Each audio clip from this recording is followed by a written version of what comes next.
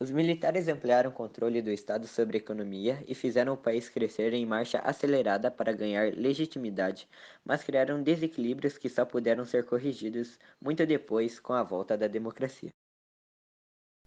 Nos 21 anos em que os militares permaneceram no poder, a economia brasileira cresceu num ritmo quase 3 vezes maior do que alcançado nos primeiros 21 anos após a volta da democracia. O resultado destoava tanto dos padrões da época que os analistas passaram a chamá-lo de milagre brasileiro.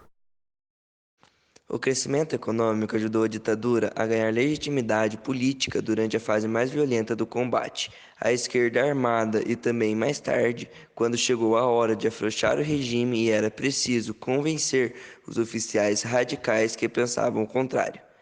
Mas a maneira como os militares conduziram a economia enfraqueceu as finanças do país e minou sua capacidade de sustentar por mais tempo o ritmo de expansão dos anos do milagre.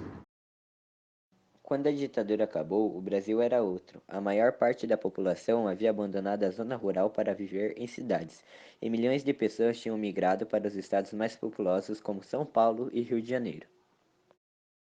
O crescimento econômico era essencial para legitimar o regime. Reformas promovidas no governo Castelo Branco e políticas de estímulo levaram ao milagre brasileiro entre 1967 e 1973, quando a economia brasileira cresceu em média 10,2% ao ano.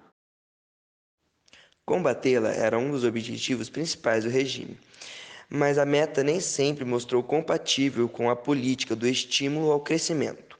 O controle de preços pelo governo ajudou a conter as pressões até 1973, quando a inflação começou a subir com mais força.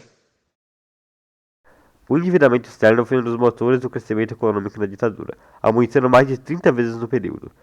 A piora do cenário externo e a derrocada do modelo brasileiro tornaram a trajetória da dívida insustentável, provocando uma crise aguda na década de 80. No regime militar, houve um enorme salto no comércio exterior brasileiro. As exportações aumentaram quase 20 vezes e as importações foram multiplicadas por 30.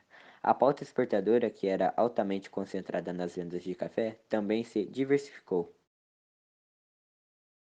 O forte crescimento econômico contribuiu para aumentar a renda e diminuir a pobreza, mas os salários dos mais ricos cresceram mais rápido, gerando desigualdade social.